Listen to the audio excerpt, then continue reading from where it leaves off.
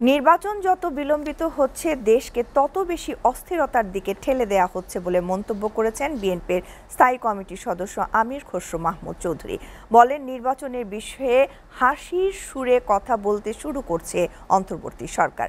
চেয়ারপারসনের উপদেষ্টা জয়নুল আবেদিন ফারুক নির্বাচনের রোডম্যাপ ঘোষণার দাবি জানান। নির্বাচনের জন্য আন্দোলনে নামার হুঁশিয়ারিও দেন তিনি। রাজধানীতে আলাদা অনুষ্ঠানে এসব কথা বলেন তারা। আরও জানাচ্ছেন আব্দুল আহাদ।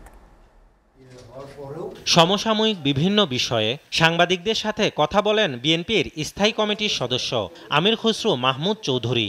বলেন, নির্বাচিত সরকারের কাছে ক্ষমতা হস্তান্তর করাই এই সরকারের প্রধান দায়িত্ব, কিন্তু করিডোর বন্দর হস্তান্তরের ক্ষমতা কে দিয়েছে সরকারকে, এমন প্রশ্ন তোলেন তিনি। সব আলোচনা হচ্ছে, চিটাগং পোর্ট দিয়ে দেওয়ার আলোচনা হচ্ছে, ওখানে করিডোর দেওয়ার আলোচনা হচ্ছে, ওদেরকে বিনিয়োগ সম্মেলন করা হচ্ছে। এটা তো তাদের কোনোটাই তাদের কাজ না। যত দিন যাবে দেশের জনগণের মাঝে ততই শঙ্কা বাড়বে বলেও জানান আমির খসরু মাহমুদ চৌধুরী। নির্বাচনের জন্য 3 মাসের সময় যাওয়া দরকার। এখন থেকে যদি 3 মাস দেন, 4 মাস দেন, ডিসেম্বর তো অগাস্ট, সেপ্টেম্বর, অক্টোবরে নির্বাচন হতে পারে, ডিসেম্বরে কেন যেতে হবে? যত বিলম্বিত হচ্ছে দেশের মানুষের সংখ্যা বাড়ছে।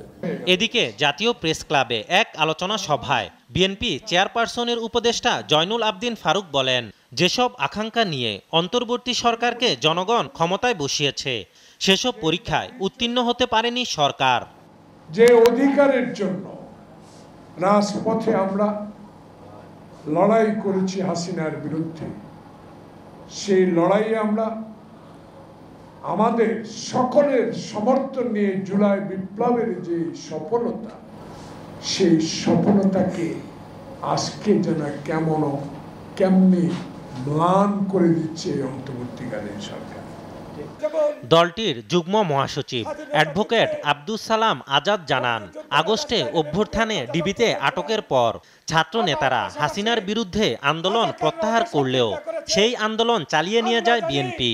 এই ছাত্ররা কোটা আন্দোলনে নেমেছে, সেখানেও তারা আপোষ ফর্মুলায় গিয়ে তারা আন্দোলন থেকে সরে যেতে পারে।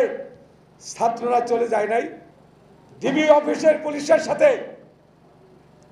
নাস্তা পানি খেয়ে তারা আপোষ ফর্মুলা করে নাই। আব্দুল আহাদ, এসটিভি, ঢাকা।